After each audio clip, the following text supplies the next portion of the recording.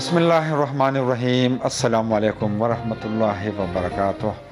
مینوالو، زه زمرد بنیری د پروګرام مرحبا رمضان سره ستاسو درانه خدمت کې حاضر یم. د مینې او خلوص پرځونه وړاندې کومه. تم لرم چې ستاسو روزي به ډېرې ښې رواني او دا د رحمتونو او برکتونو میاشت ده. ستاسو عبادتونه به هم ډېر ښه رواني او زه خو دا وایم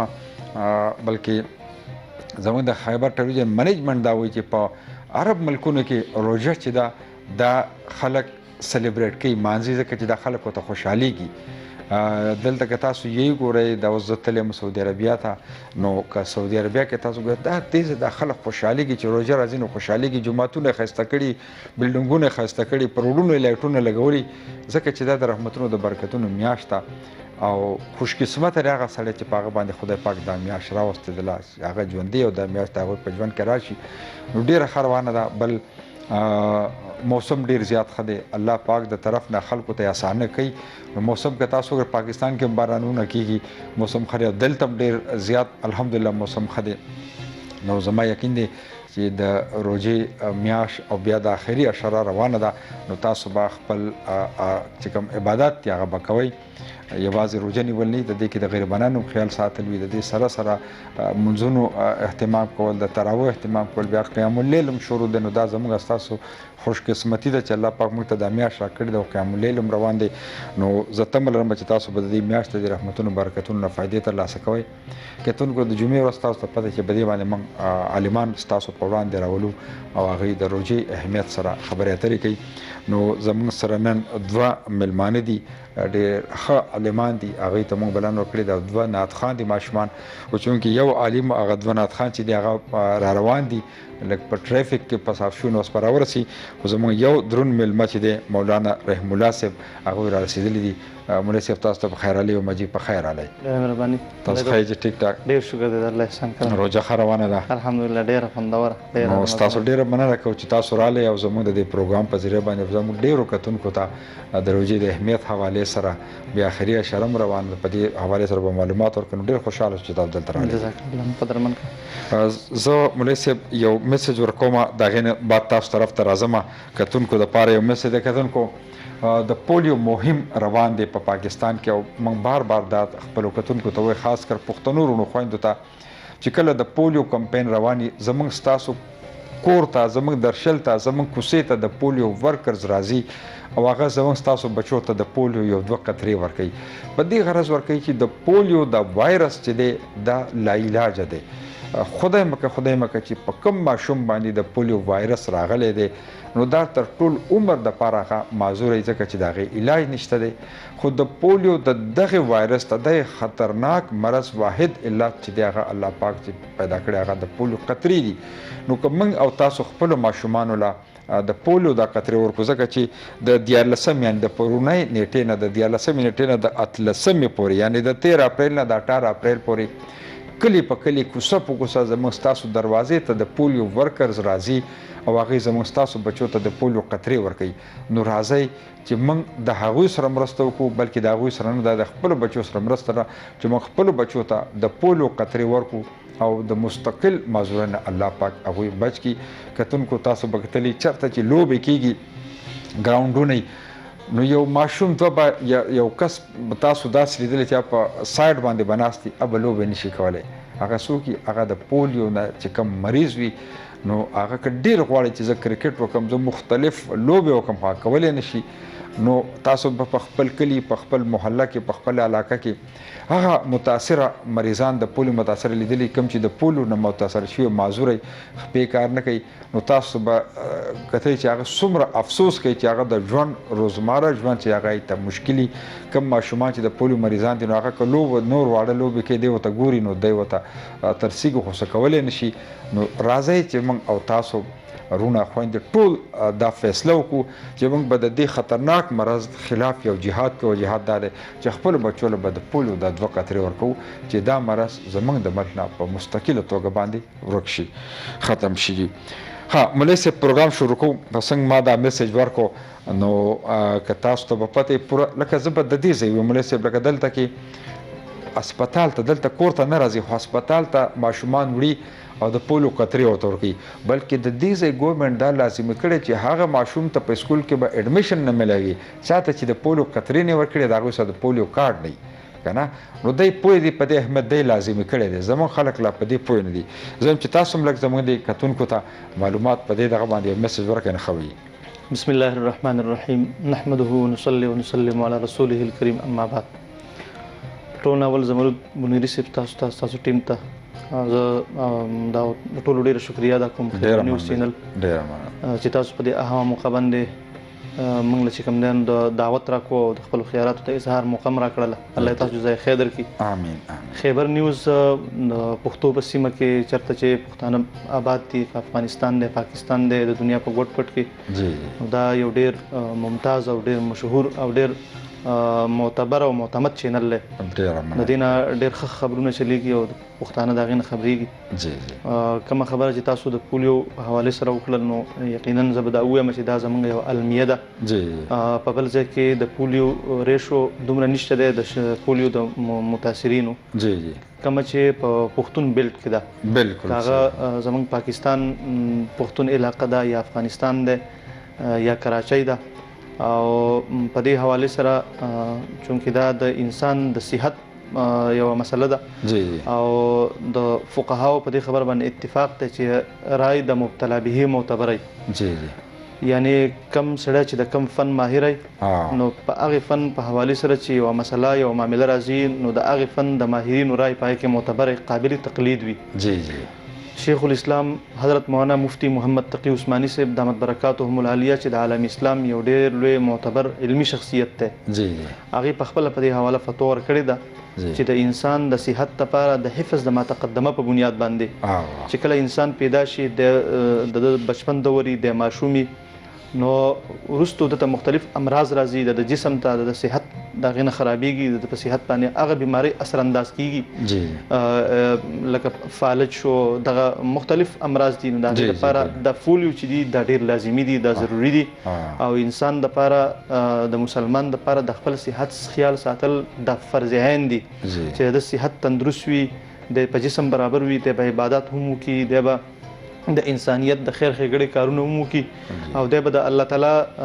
د دین د ترویج او د دین د تبلیغ لپاره هر قسمه صلاحیتونو په استعمال کې وراوستلی شي خو چې کله دی تندرست نه وي او دی افاهج وي دی معذور وي نو دی به د دین یو خدمت هم ونه کړلی شي د انسانیت یوه ښېګړه به هم ونه کړلی شي د دې د وجې نه دا ضروري ده چې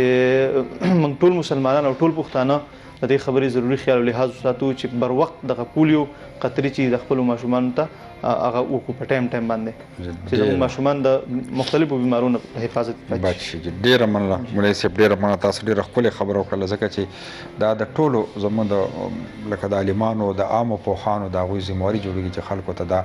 معلومات ورکړي تاسو ډېر ښه میسج ورکړو رحم الله صاحب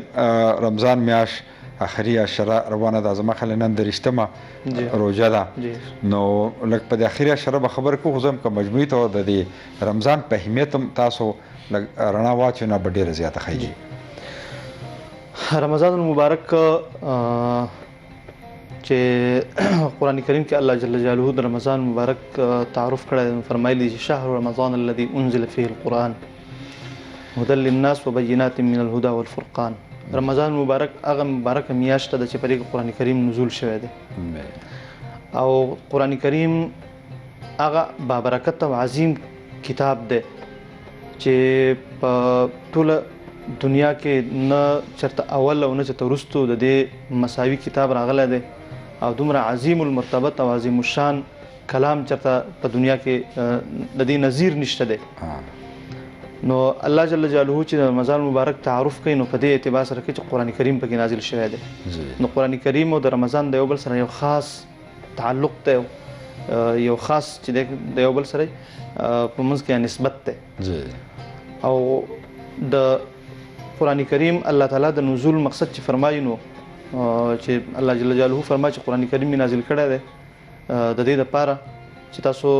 هدایت حاصل کړئ او تاسو تقوا ژوند اختیار کړئ او د تقوا د اختیارولو لپاره د رمضان مبارک بیا خاص اهمیت ته او انسان چې کله د تقوا او د هدایت په لاره باندې روانېږي جی جی نو د رمضان مبارک د میاشت خالص ته دغه مقصد دپاره ده جی بالکل بیا د تقوا مختلف پهلوګان دي ښه جی یوه خبره خو دا ده چې رمضان مبارک کې 11 میاشتې د کال ښه انسان په غفلت کې تیری کې انسان د دنیا په مختلفو دغه کې خواهشاتو کې مختلفو دغه کې حالات او احوالو کې تیری کې جی او د په ذهن د په زړه باندې د دنیا محبت چې سور شوی او دا اوس مسلمان لپاره دا عقیده لازمه ده چې موږ د ټولو مسلمانانو دا عقیده ده چې دنیا فانی ده جی دا فنا کېدونکې ده د دنیا دا سچ دي د مال دولت د دنیا دا جاه و جلال دا ټول فنا کېدونکي دي جی كل من عليها فان ويبقى وجه ربك ذو الجلال والاكرام صرف د الله ذات پاتې کیږي ایمان به پاتې کیږي جی نو د ایمان د مضبوطولو لپاره مستحکم کولو لپاره د رمضان مبارک میاشت چې د الله تعالی را لېږلې ده را نازله کړې ده او قران کریم پکې د هدایت لپاره را نازل کړی دی جی بیا په دې رمضان مبارک کې یو شپه ده چې هغه د شب قدر ویل کېږي ليله القدر جی د ليله القدر فضیلت قران کریم په خپل بیان کړی دی چې ليله القدر خير من الف شهر قران کریم کې سوره قدر نازل شوی دی نو د دې سورت په شان نزول کې دا راځي چې رسول الله صلی الله علیه وسلم د بنی اسرائیلو د یو مجاهد تذکره د صحابه په مخ کې وکړه چې زر کاله هغه جهاد کو نو صحابه کرام ډیر دغه شو هغه د بنی اسرائیلو د واقعي د مجاهد داغه په دې چې زر کاله به د جهاد کړي هم د الله تعالی څومره لوی مقام ورکړی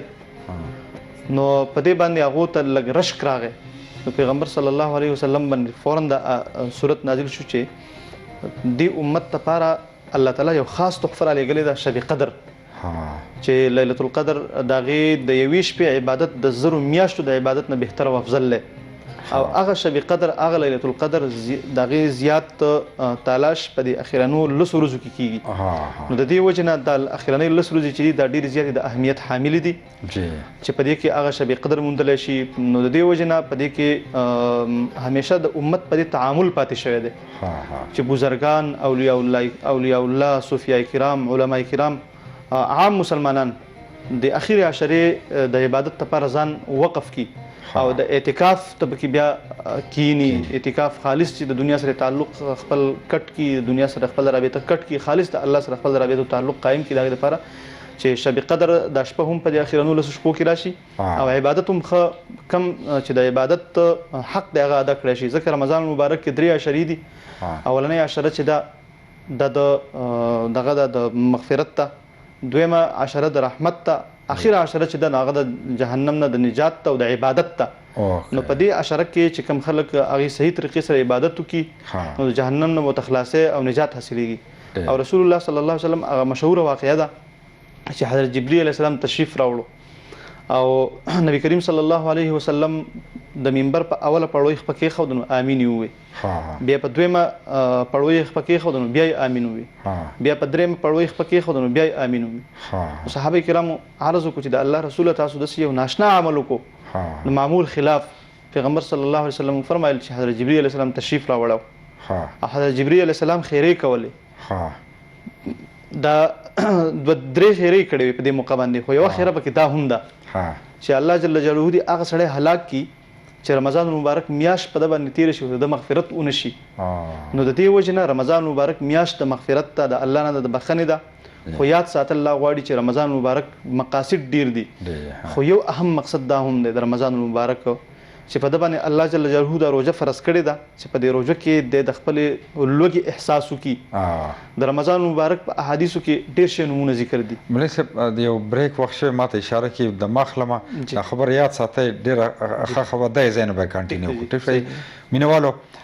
زمو سره مولانا رحم الله صاحب ناست او ډیر خسته خبره خو چون کې د بریک وخت شوی دی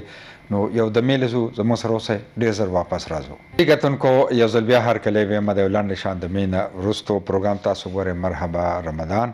د خیبر میډل ایسټ ټلویزیون دوبۍ سټوډیو نه لایو پروګرام را باندې کتونکو زموږ سره میلمانه ناست دي. زموږ یو میلمه چې هغه لږ لیټ شوی و رش تاسو ته پته ده د جمعې په ورځ باندې رش هم ډېري نو مولانا عمر قیوم صفاتي صاحب چې دی مخکې هم تاسو په خیبر ټلویزیون لیدلی یو ځل بیا ورته موږ بلنه وکړه مولوي صاحب په خیر راغلی. جزاکم الله خیر. تاسو خیر ډېره مهرباني. روژې خیر روانې الحمدلله د الله ډېر کرم دی. موږ لږ لیټ شو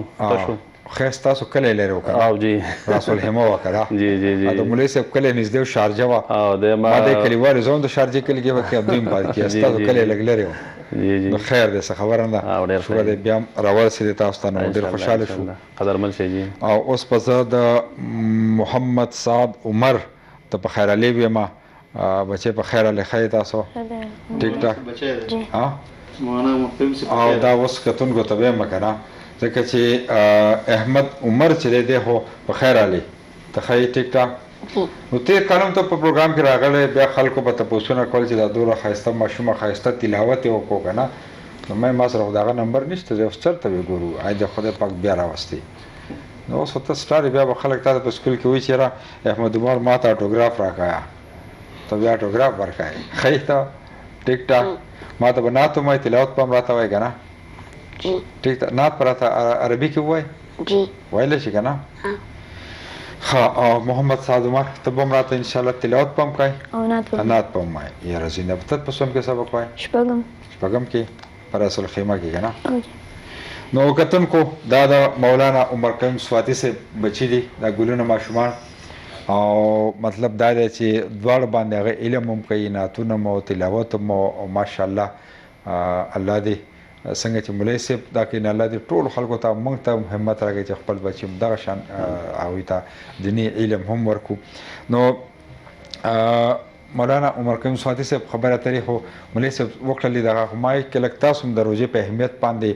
خبرو کوي اوس خو آخري اشاره شروع ده نو په دې به هم راته بیا دا کوئ او ستاسو یو پروګرام ټلویزیون باندې چلیدو زه هم په خبر هغه د سرسایي حوالې سره بدن لږ وروستو معلومات وکړم اول دیم خبره وکړله د رمضان مبارک په دې اهمیت باندې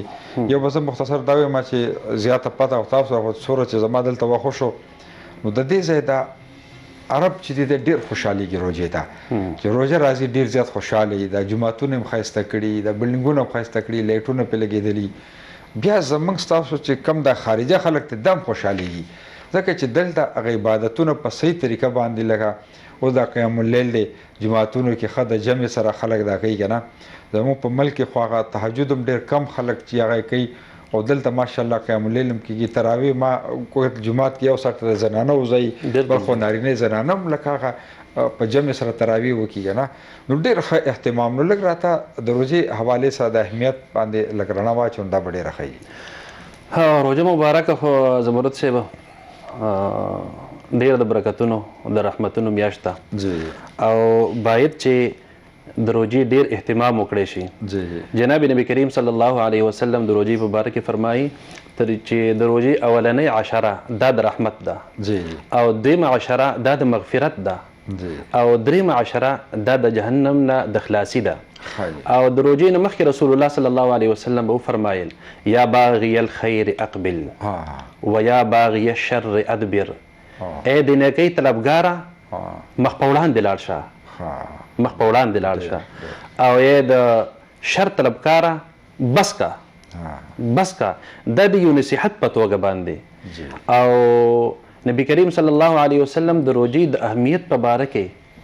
چې کله منبر ته خوته نو په اوله پوړۍ باندې خپل قدم مبارک کېښود او وی فرمایل آمین او په دویمه پوړۍ چې کله قدم مبارک کېښود بیا وی آمین او په دریمه پوړۍ چې قدم مبارک کېښود نو بیا وی چې آمین. رسول الله صلی الله علیه وسلم په منبر باندې خلکو ته واضح نصیحت وکړو او واپس راکوز شو. صحابه کرام ته تپوس کوي ای د الله رسوله ته دې نه مخکې موږ ستاسو د خولې مبارکې نه داسې الفاظ داسې نو اورېدلي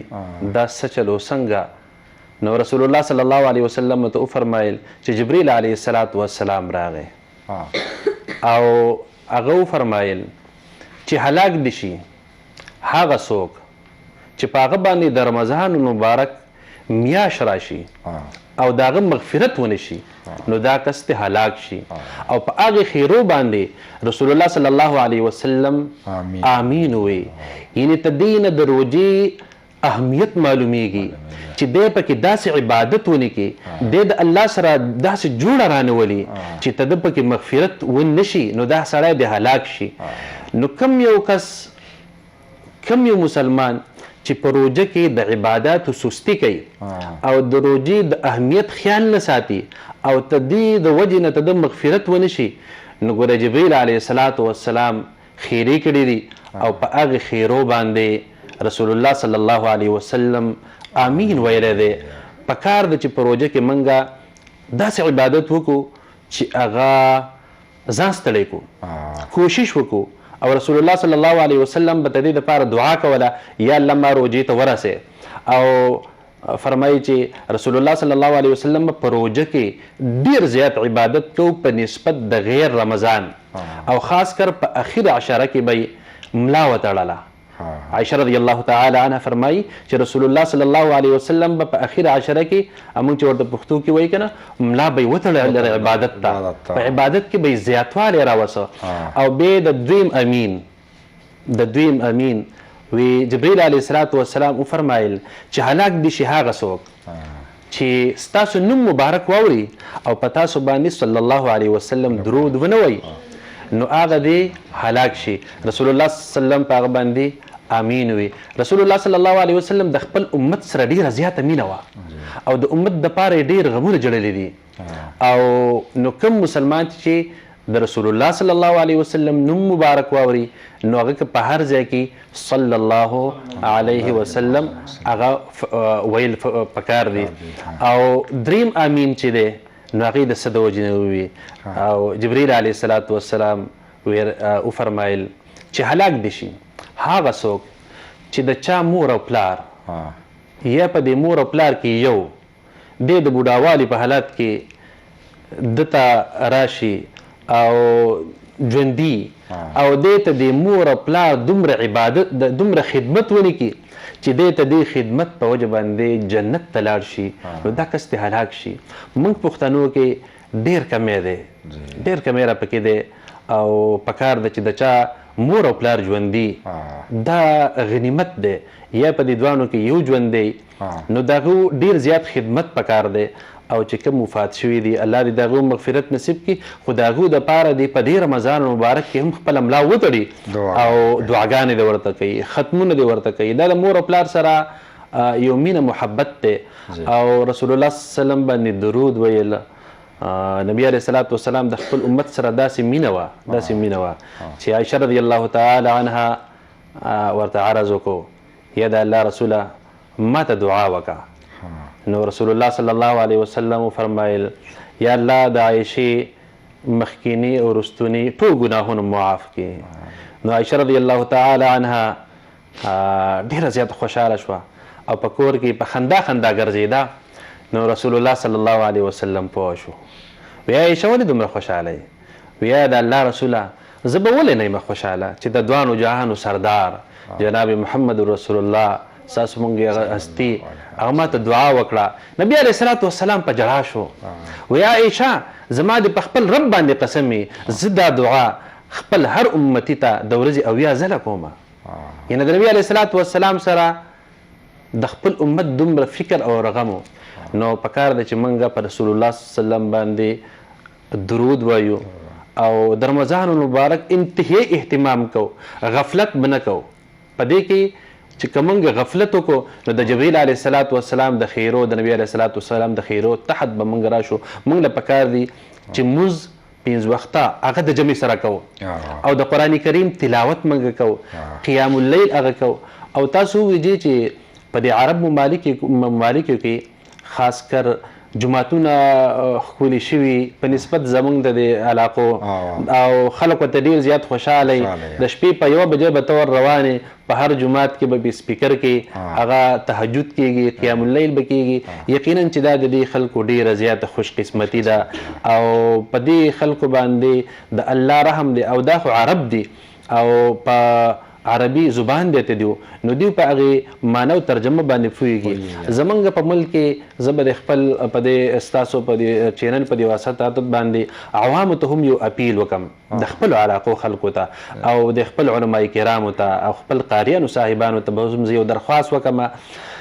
دلته چې موږ تراویح کوو، زه په خپله باندې امام یم، موږ هم د قیام اللیل کوو، تراویح کوو. نو دلته چې کېږي تاسو هم تهجد کوئ د قیام اللیل، هغه قاري چې لګیایي نو ډېر په ښکلي انداز او په قلاره قلاره د قرآن وایي. نو چې دی دا په قلاره قلاره قرآن وایي نو دی پې هم پوهېږي او اوریدونکو له هم ډېره زیاته مزه ورکوي. دلته هیڅ په هیڅ یو ځای کې په هیڅ یو جومات کې داسې نشته چې هغه ډېر په سپیډ باندې وایي چې نه پې په خپله پوهېږي او نه پې مقتدیان پوهېږي. زموږ په علاقو کې مقتدیان دا دغه کوي چې دا قاري صاحب ډېر تکړه دی او ده خو په یوه ګنټه کې 15 سپارې ویلې او هغه پې په خپله هم نه پوهېږي. مقتدیان له هغه مزه نه ورکوي. او دلته که تاسو خیال وکئ نو که جومات ته تاسو ننوځئ نو تا را به بیا دا خوند نه درکوي چې زه بهر ته ووتی، داسې په ښکلي اندازه باندې قرآن وایي او ډېر شته زموږ په علاقو کې ډېر په ښکلي اندازه وایي، خو عموما تادي کوي. نو چې زموږ د اواز څوک اوري نو کوشش کوئ چې خپل امام ته حافظانو ته وایي چې تاسو جي د 3 سپارو په ځای باندې یوه سپاره وایي، خو په قلاره قلاره وایي.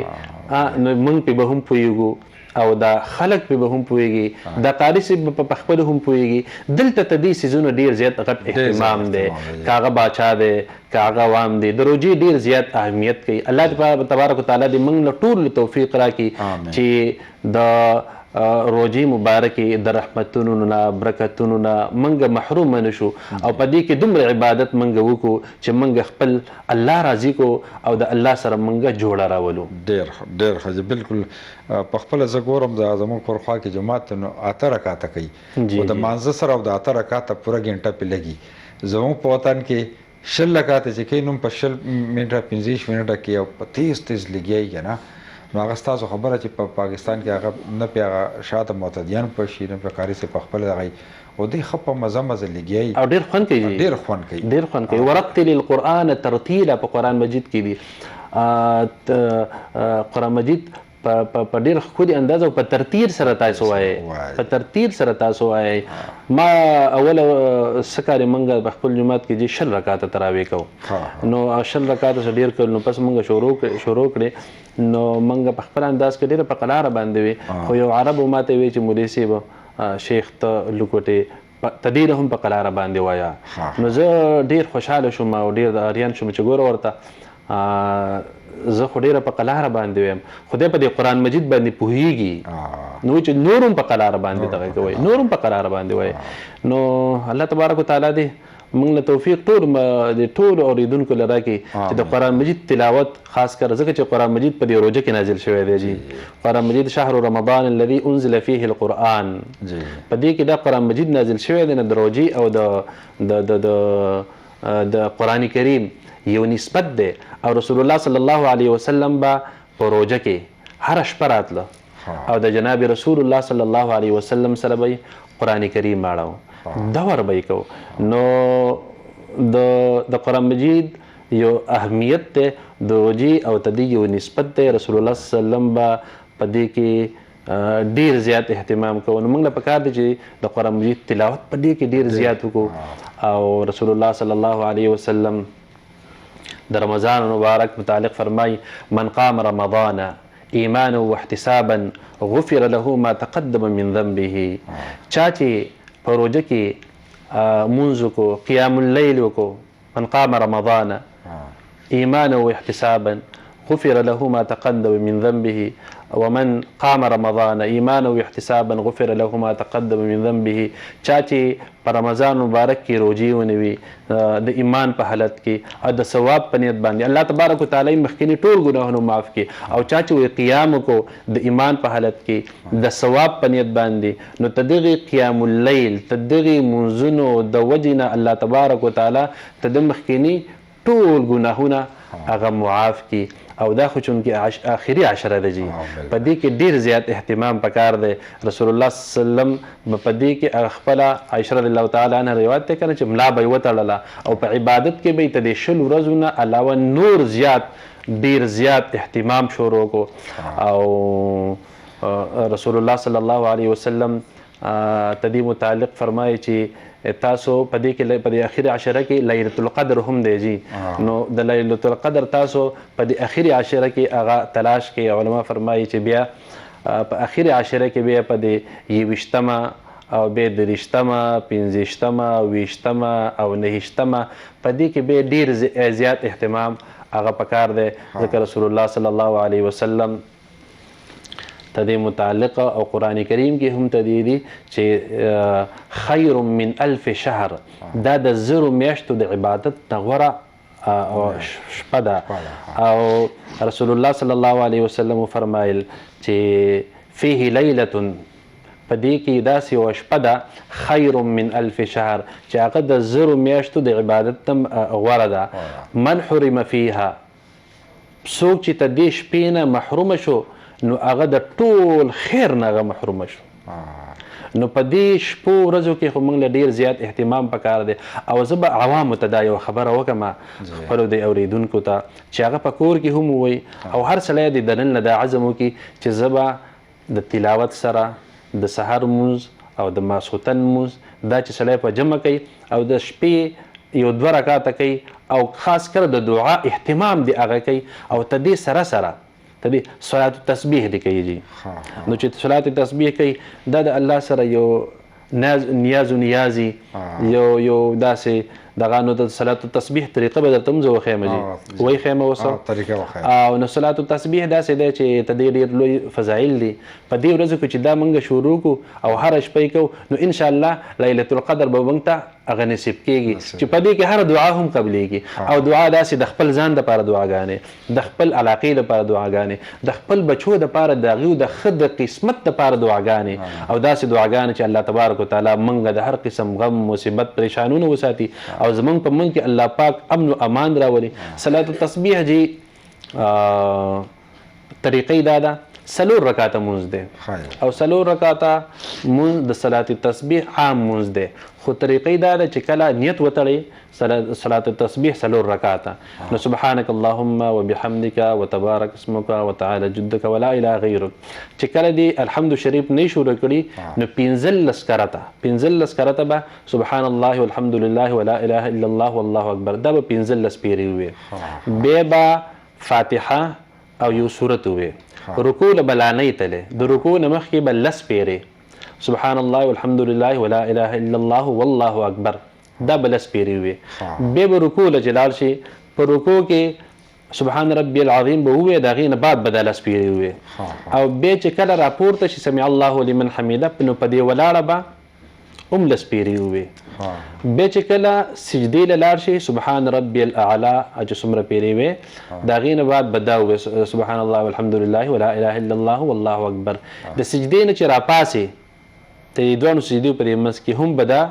ووایي چې دویمه سجدې له لاړ شي نو په دویمه سجده کې به هم لول سبحان ربي الاعلى ووایي او بیا پکې به تاسو دا سبحان الله والحمد لله ولا اله الا الله والله اکبر دا په یو رکعت کې 15 اویا ځله راغله 15 اویا کرته 15 پیری اول بیا 10 پیری د رکوع نه مخکې بیا 10 پیری د رکوع نه بعد بیا 10 پیری د په سجده کې بیا 10 پیری د سجدې نه بعد او بیا 10 پیری هغه په دویمه سجده کې نو دا 15 اویا نو ته دې د نن له موږ اهتمام شروع کړو زنانه دې په کورونو کې دا اهتمام شروع کړي او دا ډېر ښکلی لمونځ دی نبي علیه الصلاة والسلام یو صحابي ته فرمایي چې زه تاله یو هدیه یو تحفه در کوم او که وس دې کېږي دا هره ورځ کوه که هره ورځ نشي کولی نو په هفته کې نه کې په میاشت کې نه کې په کال کې که دومره نشي نو په عمر کې خو کوه یو ځلې خامخا وکړه نو موږ د پکار دی چې په دې اخري شپو کې ته دې دا موږ ترک نه کړو نو چې دا موږ ظاهره خبره ده صلات التسبیح موږ شروع کړو ته دې سره به موږ دعاګانې کوو ته دې سره به موږ ذکر و اذکار به کوو نو انشاءالله د لیلة القدر هغه برکات او هغه دغه به او لیلة القدر به موږ ته انشاءالله نصیب شي ډېره مننه ډېره ښایسته خبرې تاسو وکړې مولانا رحم الله صاحب زه به دا وکړم چې تاسو خو ډېرې ښایسته خبرې وکړو خو لږ راته دا ووایئ چې روژه هم موږ نسو مونځ او داسې عبادتونه کوو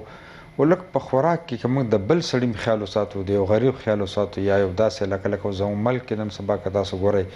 نو حالات ډېر خراب دي، ډېر خلکو مطلب هغه که څوک تنخوادار دي په تنخوا کې ګزاره نه کوي ځکه مهنګایي ډېره زیاته شوه، د روپۍ هم وغورځېدله. نو که کوم داسې مخیر حضرات دي هغوی د خپل بچو د خپلې کورنۍ سره سره لږ د غریبانانو خیال وساتي، لږ په دې رڼا واچوه چېرې د دې دغه په دې روژه کې څومره مطلب ثوابونه دي او که د بل خیال وساتي. تاسو ډېر هم سوال وکړو، ډېرې همې خبرې طرف ته تاسو توجه راوګرځوله. مولانا صاحب د رمضان مبارک په فضایلو باندې او رمضان مبارک په برکاتو باندې ډېرې سیرې حاصل خبرې وکړې. د رمضان مبارک بلکې رسول الله صلی الله علیه وسلم په خپله باندې د حدیثو کې چې د رمضان مبارک مختلف نومونه راغلي دي. یو نوم پکې مواسات راغلی دی په رمضان مبارک په نومونو کې، او دا غمخوارۍ ته ویلی شي.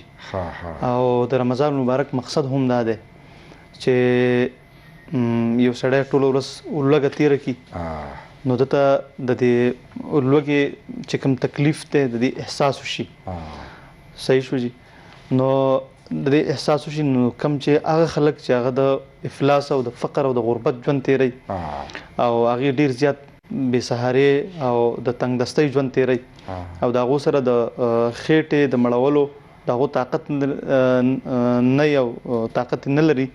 نو د هغې خلکو فکر او احساس سره پیدا شي. د دې وجې نبی کریم صلی الله علیه وسلم فرمایي چې په یو روزهدار باندې چا روټۍ د یو ټیم وخوروله دته دومره ثواب ملاوي لکه یو ورځ چې دی روژه ونیسي. او نبی کریم صلی الله علیه وسلم ته صحابه عرض کوي چې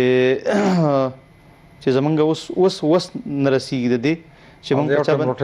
یو ټیم روټۍ موږ ورنه کړو چې موږ وس نشو لرلی. نبی کریم علیه السلام فرمایي که د کجوري یو دانه پې ته وخورې یا یو ګیلاس اوبه پې وڅښې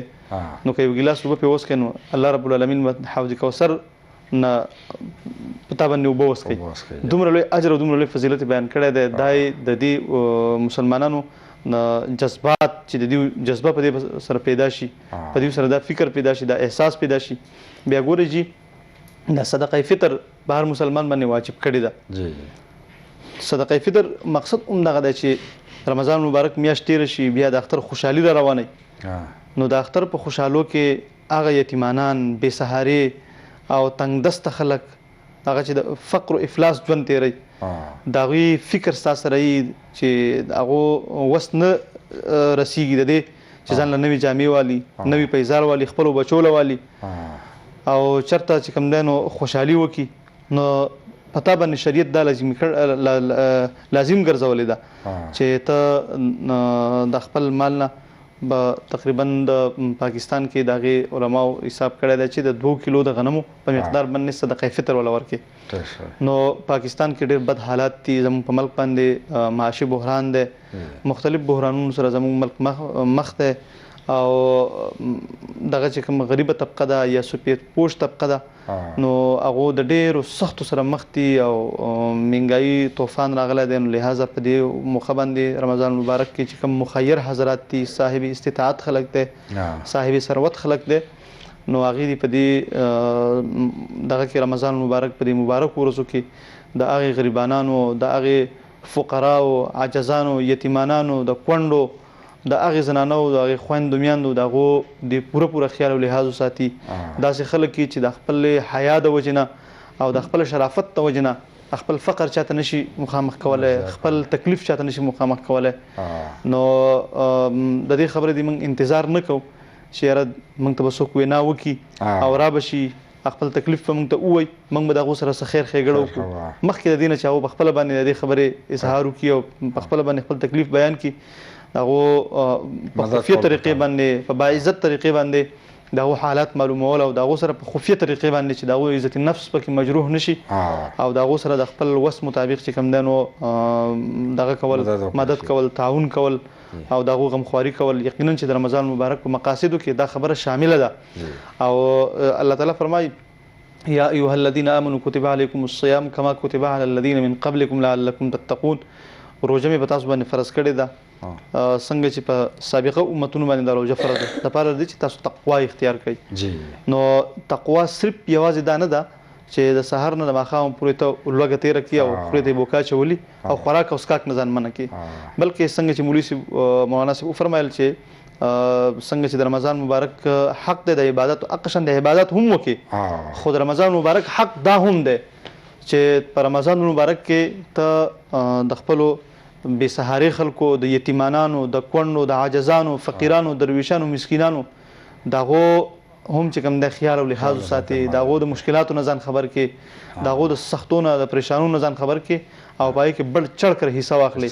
نو تقوا د دغه سیز نوم نه لکه څنګه چې حدیث شریف کې نبی کریم صلی الله علیه وسلم فرمایلی دي چې یو روزدار باندې چا د یو ټیم روټي او خوړوله نو الله رب العالمین به دله دومره اجر ورکړي لکه یو ورځ د روژه ونیسي نو دې وجه نه دا خبرې ډېرې ضروري دي او تاسو ډېرې اهمې خبرې طرف ته چې کوم دی توجه راوګرځوله الله تاسو ځای خیر درکړي ډېره مننه ډېره مننه مینوالو وخت شوی دی د یو بریک جی مینوالو یو ځل بیا هر کله ویمه پروګرام مرحبا رمضان پروګرام روان دی د خیبر میډل ایسټ ټلویزیون دوبۍ سټوډیو نه لایف پروګرام روان دی تاسو ګورئ او نن زموږ سره پروګرام کې میلمانه دي مولانا رحیم الله صاحب زموږ سره ناست دی مولانا عمر قیوم سواتی صاحب ناست دی او محمد سعد عمر او احمد عمر ګلونه ماشومان هغه زموږ سره ناست دي انشاءالله تاسو ته به نعت هم وړاندې کوي تلاوت هم وړاندې کوي او کتونکو څنګه پروګرام شروع کړي یو میسج ما ورکړی د پرونۍ نیټې نه د 14مې نیټې نه د روانې میاشتې د 13مې نیټې پورې په پاکستان کې د پولیو مهم روان دی او د هیلث ډپارټمنټ چې کوم د پولیو ورکرز دي هغه زموږ ستاسو کوڅې ته راځي زموږ دروازې ته راځي په دې غرض چې زموږ ستاسو بچو ته د پولیو قطرې ورکړي د کومو ماشومانو عمر چې د 15 کالو پورې یا د 15 کالو نه کم وي نو هغوی ته د پولیو قطرې ورکوي په دې غرض ورکوي چې د پولیو دا کم وایرس چې دی دا کومه بیماري چې دی دا لا علاجه ده د دې واحد علاج د پولیو دغه 2 قطرې دي مینوالو تاسو به په خپل کلي په خپل علاقه کې به کتلی چې کم د پولیو مریضان دي چې مخکې نه خو چونکې دغه پولیو قطرې نو استعمال کړي او چاته راغلی د پولیو دا وایرس د هغې بیا ټول عمر هغه معذور یې کار نه کوي ډېر ماشومان چې لوبو ته زړه کېږي خو لوبې کولی نه شي د ګراوند په سایډ باندې ناست وي ماشومان ته ګورو خو هغه نشي تللی نو موږ او تاسو دا فیصله وکړو که موږ غواړو چې سبا له دې زموږ بچي په خپلو خپو باندې وګرځي نو پکار دا چې نن دا فیصله وکړو چې خپلو بچو ته د پولیو دا 2 قطرې ضرور ورکړو نو د پولیو مهم روان دی فری نه زموږ نه پیسې اخلي زموږ دروازې ته راځي نو راځئ چې د پولیو د ورکر سره مرسته وکړو بلکې د هغوی سره نه دا د خپلو بچو سره مرسته ده د هغوی د مستقبل سره مرسته ده چې هغه خدای پاک د دې پولیو د قطرو په وجه د مستقلې معذورۍ نه بچ کړي نو د پرونۍ ورځې نه د 13 اپریل نه د 18 اپریل پورې دا مهم په ملک روان دی نو د پولیو د ورکر سره ضرور مرسته وکړئ عمر قیوم سواتی صاحب زه وایم چې تاسو هم لکه تاسو ته پته ده ستاسو ماشومان دي تاسو ته پته چې دلته هسپتالونو ته په خپله ویکسین له بوځي او دلته د دې ځای ګورنمنټ خو دا کوي چې کم دا لوکل دي نو هغوی له نه آی ډي کارډ ورکوي نه پاسپورټ چې څو سره د ویکسین کارډ نه او زموږ ماشومان که سکولونو ته ځینو په سکول کې د ټولو نه اول د ویکسین د کارډ تپوس کوي که نه نو ډېر لازمي کړی دی زموږ په ملک کې هغه سیسټم نشته دی خو دا ښه کار دی چې فری زموږ دروازې ته د پولیو ورکر راځي او دا قطرې ورکوي خو کوم شی چې زموږ په ملک کې زموږ بدقسمتي ده چې موږ ته فری میلاویږي نو موږ وایو چې په دې کې بس چلي په کوم چې پیسې ځي نو هغه راته بیا ډېر ښه ښکاري تاسو پرې څه ووایئ یاره دا زمرود صاحب دا زموږ د بعضې خبرې چې موږ په دې پښتنو کې داسې بدقسمتي موږ په خپله د خپل ماشومان دلته د ډېر وخت نه سبقونه وایي مشران ماشومان هم دلته ویلي دي نو یو 2 ماشومان زموږ هغه د پاکستان دا ټول دلته پیدا شوي دي خو 2 هغه دی کې مشران چې دي نو ما چې کله سکول کې داخلول نو دا هغه دی نو باقاعده ویکسین سرټیفیکیټ د هغه دی نه ما راوغوښته بغیر ایډمیشن تا ته نه میلاویږي نه ورکوي نو پکار ده چې دا خو یو بیماري ده او د بیمارۍ دپاره علاج کول دا خو ضروري دي جی ضروري دی او په دې کې څه چل نشته نو زما خو دا میسج دی چې دا کم پولیو قطریو دپاره دا زنانه راځي یا د سړي راځي ته دې د ډېر احترام وکړی شي او په دغه ورځ د خپل بچي په کور کې پاتې کېږي د سکول ته ځي یا بل څه طرف ته یا د چا کره ځي نو دا قطرې دی ورته ډېره ښه په دغه باندې دغه کې ټولو علما کرامو په دې باندې فتوا ورکړې ده چې په دې کې څه چل نشته دا خو هسې زمونږ په ذهن کې او زمونږ د پښتنو په بعضې خلکو کې داسې په بعضې خلکو کې ټول خو ډېر ښه هوښیار نه سبا پښتانه ماشاءالله ډېر ایډوانس تللی دي ډېر هوښیار دي او ډېر په څه باندې پوه دي د خیره سره چې هغه په نورو قومونو کې دغه پوهه نشته خو بعضې خلک هغه بس داسې نه یې کوي د چا په خبرو کې راشي نو داسې خبره نه ده ټول علما کرام دا خو یو مرض راوتی دی نو د هغې مرض د علاج دپاره همدغه قطرې دي دا ویکسین دي لکه څنګه چې دا کرونا راغله په دې کرونا کې به دغه ټوخی و خو دغه د دغې ټوخي د لرې کولو دپاره چې ویکسین راوواته چې په هغه وخت کې به ویکسین هر چا کړي دي نن سبا تا په ایرپورټ نه پرېږدي بلکې تا ته وایي چې تا ویکسین کړي دي که نه دي کړي نو که تا نه یې کړي نو تا په ایرپورټ باندې نه را پرېږدي دا شی ضروري شو دغه شان دغه هم ډېر ضروري دي چې لکه دې خلکو مرسته وکړي د خپلو بچو ته د ویکسین د 13 تاریخ نه چې کوم شروع شوی دی 18 تاریخ پورې موږ ته د خلکو مرسته وکړو خپل بچو ته دغه وکړو د قطرې چې دي دا وکړو ډېره مننه زه یم چې د محمد سعد عمر نه به اول راته نعت وړاندې کوي که تلاوت ستاسو خوښه ده نعت راته کوي نو بچې دا د مایک پروت دی دا راواله او لږ دوره فاصله کې به یې نسي که نه لږ باس او نعت نو کتونکو محمد سعد عمر نعت وړاندې کړي نعت رسول مقبول صلی الله علیه وسلم راځئ چې मैं तो उम्मती हूँ शाह उमम कर दे मेरे आका बनज़्र करम मैं तो उम्मती हूँ शाह उमम मैं तो उम्मती हूँ शाह उमम कर दे मेरे आका बनज़्र करम मैं तो बेसहारा हूँ दामन भी है खाली नबियों के नबी तेरी शान है निराली मैं तो उम्मती हूँ शाह उमम कर दे मेरे आका नज़्र करम मैं तो बेसहारा हूँ दामन भी है खाली नबियों के नबी तेरी शान है निराली आका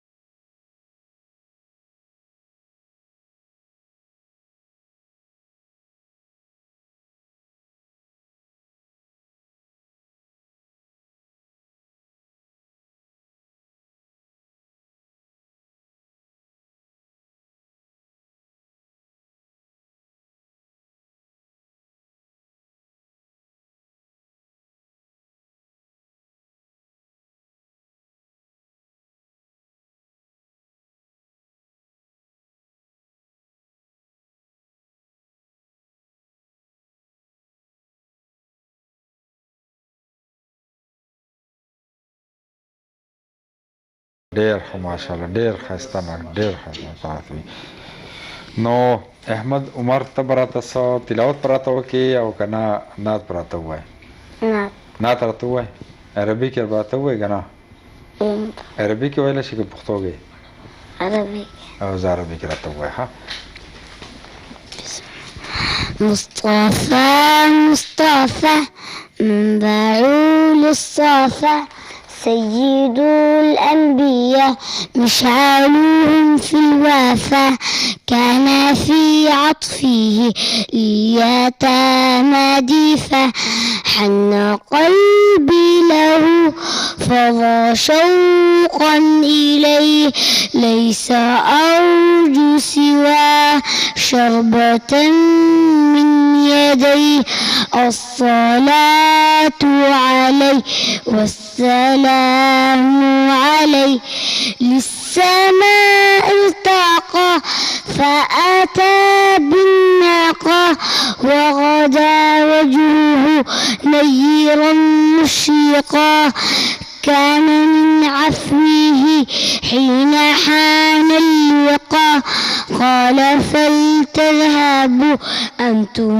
الطلقاء مصطفى مصطفى منبع للصفا سيد الأنبياء مشعلهم في الوفا كان في عطفه لليتامى ديفا حن قلبي له فضى شوقا إليه ليس أرجو سوى شربة من يديه الصلاة عليه والسلام عليه ماشاءالله ډېر زبردست بس کېده دا مایک په دغلته کېده ښه ځان سره خوا کې کېده ډېر ښه نو ملک صاحب دی مطلب سکول سبق هم دا کوي او دیني سبق هم دا کوي سکول سبق هم وي او حفظ ورسره هم کوي حفظ هم کوي او د سکول سبق هم کوي او زما خو دا ټول د عوامو ته دا اپیل دی چې په خپل بچو باندې د سکول سره سره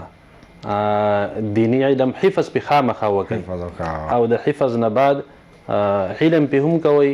او د دنیا تعلیم هم او دینی تعلیم هم او دوانه کېدای شي چې بالکل کېدای شي یو انجینیر دی یو ډاکټر دی نو چې دی د ډاکټرۍ سره سره حافظ قرآني نو څومره خوند کوي او که تاسو کتئ دلته جي د عرب ممالکو کې د مصریانې نو هغه انجینیر هم ورسره حافظ قرآن هم او هغه ډاکټر هم هغه ورسره حافظ قرآن هم نو اراده داسې ده جي دیو حفظ هم کوي خپل سکول هم ښه ریګولر وي او اراده مې داسې ده چې دیو دواړه تعلیمونه وکړي د خیره ډېر زموږ اصل کې په ملک کې دوره دغه نه خو لکه تاسو که د ترکیې صدر ته وګورئ که نه جی د هغوی ته اردوګان تلاوت تاسو واورئ بالکل جی صحیح او هغه په ډېر ځایونو کې جنازي مونځونه په خپله صدر دی بالکل جی او تلاوت هم کوي او هغه هم نو مطلب چې علم یې کړی انګریزي تعلیم هم کړی خو د هغې سره دیني علم هم حاصل کړی که نه پاکستان هم خلک مشران یا ور سره اخلاص نه ورسي یو د قرآن صورت نشي ویلی کنه بس الله دې خیر وکړي روژه ده مینوالو وخت شوی دی د دمې ځل بیا هر کله به ما پروګرام روان دی مرحبا رمضان د خیبر میډل ایسټ ټلویزیون دوبۍ سټوډیو نه کتونکو پروګرام کې زموږ سره ملمانه ناست دي مولانا عمر قیوم سواتی صاحب زموږ سره ناست دی مولانا رحیم الله صاحب ناست دی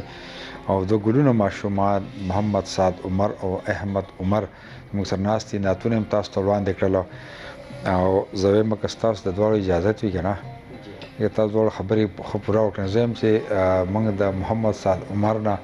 تلاوت واورو نو څنګه به ښه ښه دی بچی جی بالکل د روژې میاشت ده او قرآن کریم په دې روژه کې نازل شوی دی نو دا تلاوت تاسې هم خوند کوي خو په دې روژه کې ډېر زیات خوند کوي ډېر زیات خوند کوي بچی د مایک راواله او تلاوت او تاسو ما ته ویلو چې دی د چا په تر ماهر المعقلي په واز به وکړي ښه چې کوم د درځي کوم ستا خوښي ده وکړه زه تلاوت وکړئ مایک لږ نږدې کړه بس أعوذ بالله من الشيطان الرجيم بسم الله الرحمن الرحيم حميم تنزيل الكتاب من الله العزيز الحكيم ما خلقنا السماوات والأرض وما بينهما وما بينهما إلا بالحق وأجل مسمى والذين كفروا عما أنذروا معرضون قل أرأيتم ما تدعون من دون الله من لا يستجيب له إلى يوم القيامة وهم عن دعائهم غافلون صدق الله. ماشاءالله ماشاءالله ډېر ښه. مینوالو ابټاباد کې ډاکټران ناست دي او زموږ پروګرام ګوري. میسج ما ته هغوی راغی نو زه غواړم چې د هغوی د نومونه م واخلم او ډېر زیات پروګرام ستاینه وکړه. مولوي صاحب تاسو ته هم سلام کوي، تاسو ته هم سلام کوي. د ګلونو ماشومانو دغه کوم نعتې وي اوس خو تلاوت په هم اورېدلې خو د اول د نعتونه یې واورېدو د هغې حوالې سره ما ته میسج وکړو. ډاکټر سحر ډینټل سرجن ده، ډاکټر سحر هغه ناسته ده او وایي چې زما تعلق د بنیر سره دی او ټاباد کې هغه ډیوټي کوي. نو ډاکټر سحر وایي چې را ګلونه ماشومان ډېر ښایسته لګي او ډېر ښه مطلب دی چې نعتې وړاندې کوم او عالمانو صاحبانو ته وایي چې سلام کوو او ډېر زیات خوشحاله شو چې خیبر میډلیسټ ټلویزیون موږ ته په دې رمضان په دې میاشت کې دومره ښه معلومات راکړو. نو ډاکټر سحر ستاسو ډېره مننه او د دې سره خوا کې ناست دی ډاکټر سلمان صاحب ناست دی. ډاکټر سلمان صاحب چې دی هغه هم ستاینه وکړه د ماشومانو مو ستاسو هم دا کوي سلام هم کوي. او بله یو زموږ خور چې د ډاکټر سلما هغه هم ناست سره ډاکټر سلما چې دا هغه هم د پروګرام ډېره زیاته ستاینه وکړه. ډاکټر سلما خور ستاسو هم ډېره مننه او ډاکټر هیرا هغه هم ناسته را. دا ټول یو ځای ناست هسپتال کې خیبر میډلیسټ ټلویزیون ګوري او د پروګرام ستاینه کوي. نو ډاکټر سحر، ډاکټر سلمان، ډاکټر سلما او ډاکټر هیرا ستاسو د ټولو ډېره مننه چې تاسو خیبر میډلیسټ ګورئ. د پروګرام تاسو ډېره ستاینه وکړله. دا چې موږ ټول پروګرامونه ډېر زیات په شوق سره ګورو او نن مجبوره شو چې موږ میسج وکړو ځکه چې رمضان په میاشت کې موږ ته ډېر ښه دیني معلومات راکړل شو او دواړو علمانو ته وایي چې ډېر ډېر سلامونه وړاندې کوو. ډېرې ښایسته خبرې. نو ستاسو څلورو ډاکټرانو ډېره ډېره مننه. سحر، سلمان او سلما او هیرا ستاسو ډېره مننه. همدغه شان خیبر میډلیسټ تاسو ګورئ، ستاسو چینل دی او انشاءالله دغه شان ډېر معلومات په تاسو ته میلاویږي. ستاسو د رای او د پروګرام د ستاینې ډېره ډېره مننه جي. ښه جي خبرې خو دیم دغه وکړلې چې کوم د پاکستان کوم زموږ حالات دي. نو زه به وایم چې مولوي صاحب تاسو هم راته دا وکړئ لکه دلته ما چې دا کتلي دي تاسو په خپله هم لیدلي چې د مارکیټونو کې رمضان کې خوراکي څیزونه ارزان شي دی په ډسکاونټ ولګوي خو هغه اوریجنل ډسکاونټ وي. هغه دا ده چې ډېر خلک موږ یو شوروم ته تللي وو دا نوې ګاډۍ چې میلاویږي نو شوروم والا په نوو ګاډو باندې هم ډسکاونټ لګولی پرسنټیج چې که څوک نوې ګاډۍ راوباسي دوره ډسکاونټ دی. خوراکي څیزونه که تاسو که جمعیې ته ځئ که کوم مارکیټ ته ځئ نو ډسکاونټ یې لګولی ځکه چې دی منافع خو له الله پاک قسم ورکوي خو د دې سره سره دی هغه ثوابونه ګټي چې یاره خوراکي څیزونه ارزان کړي. د دې برعکس که موږ خپل ملک ګورو مولوي صاحب ته به زیاته پته یي که نه زموږ بدقسمتي دا چې زموږ خلک هلته ثوابونه نه ګټي پیسه ګټي. د رمضان نه مخکې څیزونه ذخیره کړي او بیا په رمضان کې رابار کړي. یا دلته که تاسو مارکیټ ته لاړ شئ نو که تاسو سبزي هلې په خپل لاس په ګورئ دا راته نه وایي چېرې تاسو چانټي به نه کوئ. ستاسو چې کوم خوښ یا ترې راوالی په تیلی کې واچوئ او راوړئ وایي. هلته که ته د سبزي ګاډۍ تودې کې لاس کې نه نه وي ته به پکې چانټي نه کوې که نه. نو لږ په دې فرق خبرو کوي چې ګوره دلته کې یا خو دغه وجه چې دا دی ډېر زیات سهولیات او ښه معیاري څیزونه ورکوي نو د الله رحمتونه هم په دې ملک دي او زه هم په ملک کې موږ هلته ثوابونه کم ګټو وایي چې پیسه موږ زیاته وګټو پای کې به برکت سي لږ د دې هغه موازنه باندې به څه وایي. زمرد صاحب په دې موضوع خو ډېرې خبرې دي او الله تبارک وتعالی دې موږ مسلمانانو توفیق راکړي چې د جناب رسول الله صلی الله علیه وسلم په صحیح طریقه باندې او په صحیح طریقو باندې موږ وچلیږو. یوازې چې اسلام دا نه دی چې زه دې مونځ وکړم زه دې روژه ونیسم او زه دې عمرې له لاړ شم زه دې بیا حج له لاړ شم او دغه مسلماني ده او زه دې په جومات کې دا ډېرې ښه خبرې دي او په دې باندې ډېر ثوابونه میلاویږي. خو یوازې دین او اسلام دا نه دی جي. دین د غمخوارۍ نوم دی، د مسلمان سره د ښېګړې نوم دی، د مسلمان ته به تکلیف نه رسې که هغه په هر شکل کې دی، که هغه د غیبت په شکل کې دی، که هغه په لاره تنګولو کې دی، که هغه بل مسلمان ته په کاروبار کې دغه څه نقصان ورکول دي.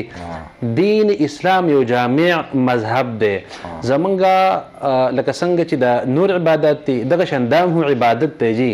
چې ستا په ګاون کې یو غریب دی او دغه غریب بغیر ستا کره ډیر هر سره دی او ته خپل بچو له ډیر هر سره واري خو دا غریب د خپل بچو له سن شي غسته. اسلام دا وی چې ته د خپل گاونډي حالات معلوم کا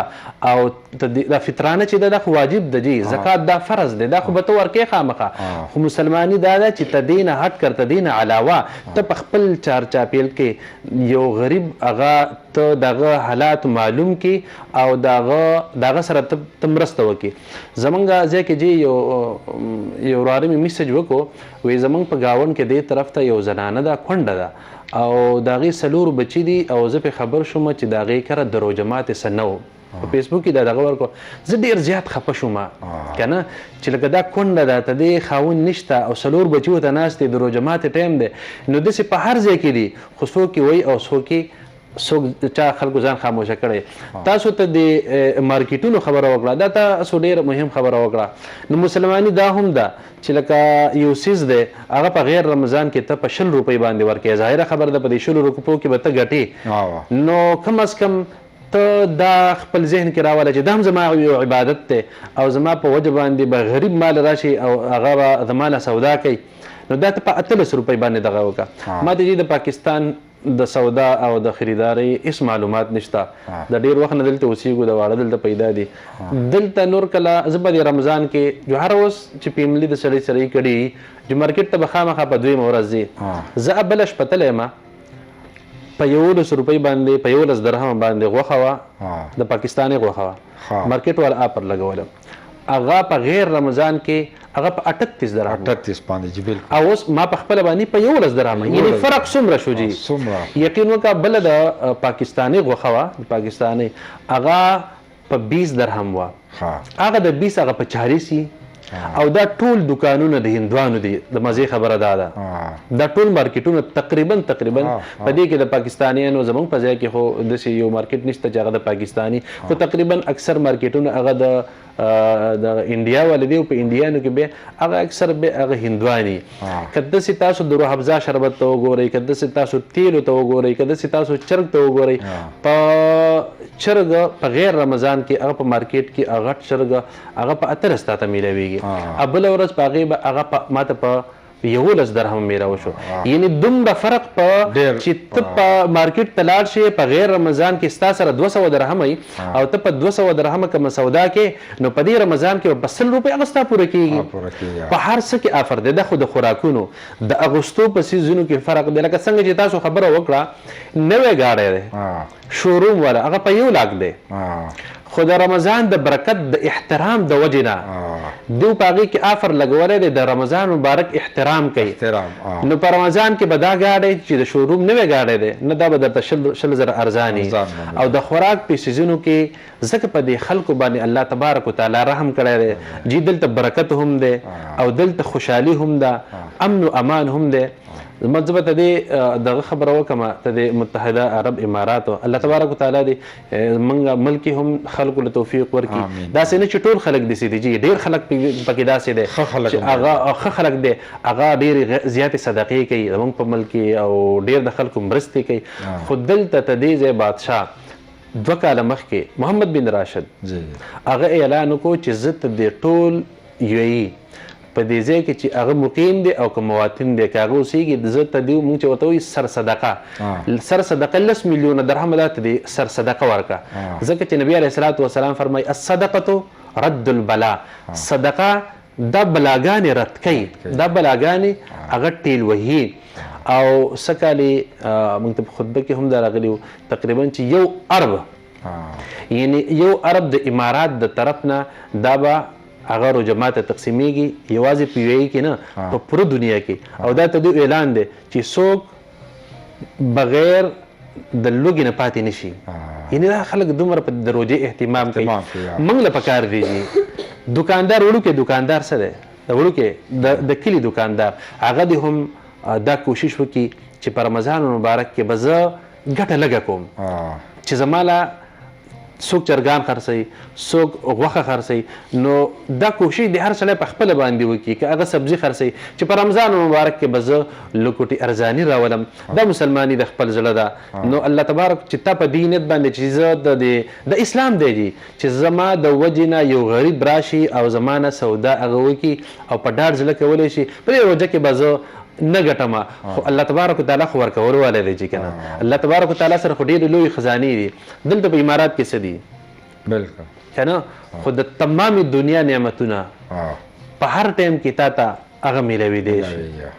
نو ته دې شاته څه دي جي د جوماتونو احترام دی، د دې شعائر دغه احترام دی، د روژې ډېر زیات احترام دی. لکه څنګه چې ما تاسو ته خبره وکړه که نه چې د 40 درهمو څیز تا ته په 11 درهمو میلوېږي، یعنې 2 درهمه او 3 درهمه هم نه بلکې ډېر زیات ډسکاونټ. تیل مې اغستا بله ورځ نو هغه دومره ارزانو 5-6 درهمه په هغې باندې هغه ارزان میلوېږي تا ته. یو هر شی ارزان میلوېږي. موږ له هم پکار دی چې موږ د خپلو مسلمانانو غریبانانو مرسته وکړو. فطرانه به خو موږ ورکوو جي هغه واجب د په هغې به موږ پروګرام کوو، خو د فطرانې نه علاوه په دې روژه کې هغه د غریبانانو خیال ساتل پکار دی. دیاړي مار دي او یو سړي ته پته ده چې زما په بهر ملک کې کاروبار دی، زامن مې په بهر ملک دي، مال پیسې رالیږي 1,00,000 2,00,000 زما ګزاره چلیږي، خو که زما په چم ګاونډ کې یو غریب دی هغه دیاړي کوي هغه 800 روپۍ آلي، نو په دې 800 روپۍ کې به دی څه چل وکړي. پکار ده چې روزمره منګه کم پخلي کوي او دا زه زنانو ته وایم چې دا کم پخلي کوو، پیکوړې پخوو، سموسې پخوو، نور سالن پخوو، ته دې نه د موږ جدا کوو، لږ ډېر دې پخوو او دا د موږ په غریبانانو تقسیمو. داسې نه چې درستخان خور شي د روژه ماتې ټایم شي او ما ته 6 قسمه ګولی پروت دي او زه د خپلې خوښې ګولې خورم، خو بالکل زما دیوال په دیوال هغه یو غریب دی دیاړي مار دی چې د هغه کره یو ګولی هم نشته، یو سالن هم نشته او هغه ډېر په تکلیف د هغه به هم بچي. نو دا مسلماني ده. الله تبارک وتعالی داسې کس به نه پرېږدي د له ډېر څه ورکوي، د له ډېرې خوشحالۍ د بچو په شکل کې ورکوي، د له د کاروبار په شکل کې ورکوي، د له د صحت په شکل کې ورکوي، د له داسې خوشحالیانې د له راځي چې دی په نه پوهېږي. خو ته دې شاته دا صدقې دي جي د غریبو خلکو خیال ساتل دي. خپلو بچو له کپړې موږ اخلو، پیزار وله اخلو، په دې چم ګاونډ کې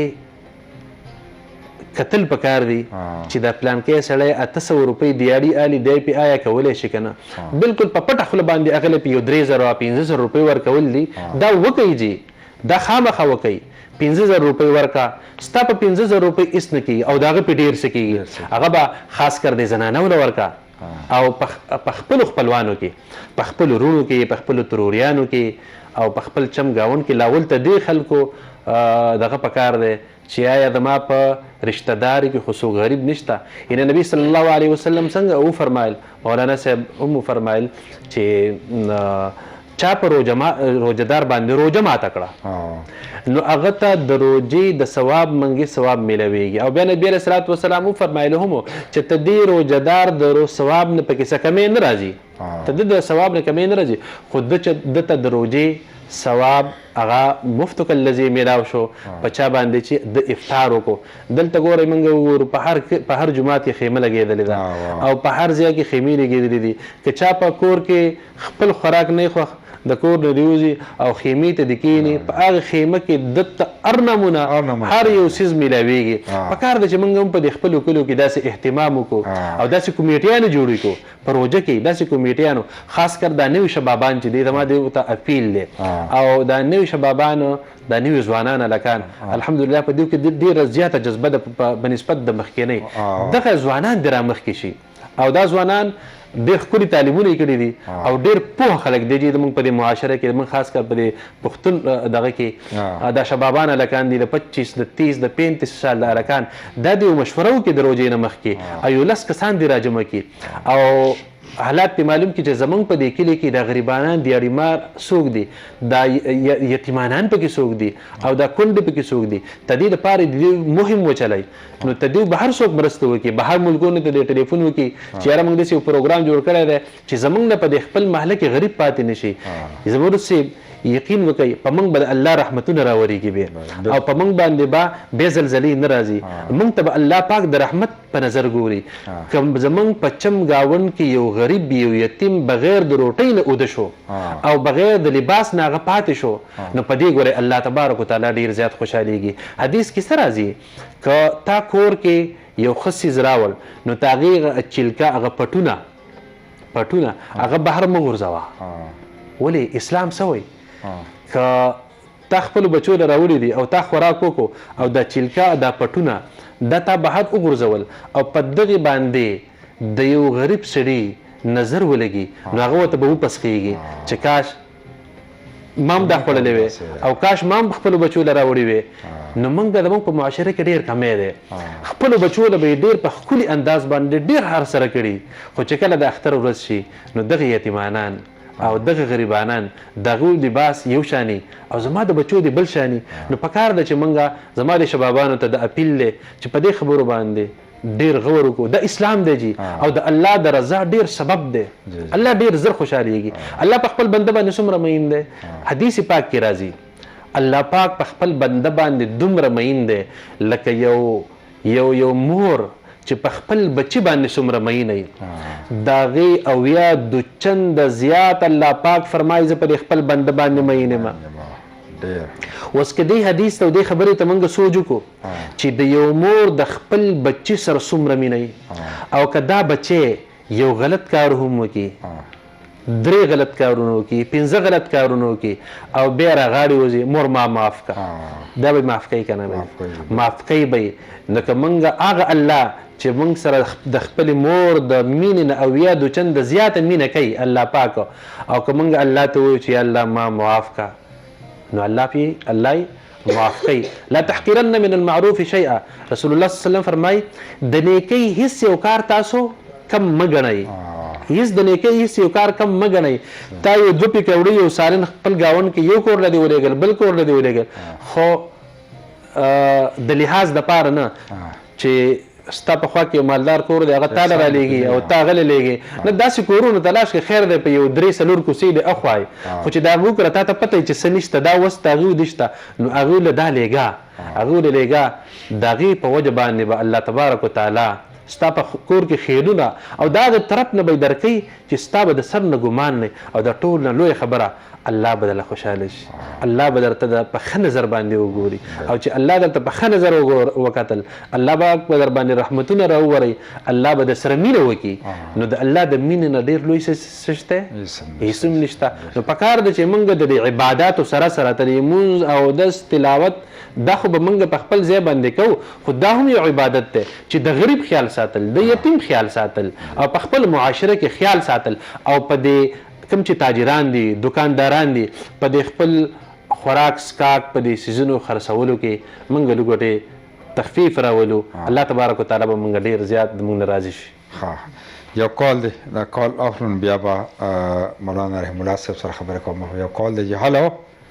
السلام علیکم وعلیکم السلام مرشد بھائی بخیر علی څنګه د خیر دي خیر تاسو ټیک ټاک د خوږو درنو مېلمنو ته مې ډېر سلامونه وي وعلیکم السلام څنګه د خیر دی خیر دی جی ټیک ټاک بس مونږ وایو چېرې اخري عشره ده او د عالمان راوړو دوی خبرو کې نو خبرې جی نو بس وایي دي چې داسې زموږ په عوامو کې راشي او بس څه به کمی دی مونږ کې ډېر کمزور یو جی جی هغه د دکانداران دي او موږ عام عوام دي نو ډېر کمزوري دي که نه د دې وطن خو ماشاءالله هر یو څه دی قانون هغه قانونو که د هوټلو که د هغې چیکینګ والے دي د هغه چیک که نه نو پوره چکوي هر یو شی چکوي ریټ لکه روزانه د هغې چک کول کوي هوټل یې چکوي نو هغې نه ادمي نه مهنګۍ نشي راوستی خو پاکستان دا دی چې بس ډېره کمزوري ده زموږ که نه ایماني لحاظ سره زموږ ډېره کمزوره ده هلته څه به وایي پاکستان یوه مسله نه ده زموږ چې تاسو عمرې راتلي وئ که څنګه عمرې ته تللی وم جي حاجي مبارک دی ډېره مننه ډېره مننه تاسو خیر ټیک ټاک الحمدلله الحمدلله بخیر سلیری زما مولوي صاحب یو سوال دی وړوکی غونته کې جی جی اوکې دواړه ناست دي داسې خیر دوه دي خو بهرحال هغه یو خو داسې نه پرې کوو زه هغه یو خو دا بل موږ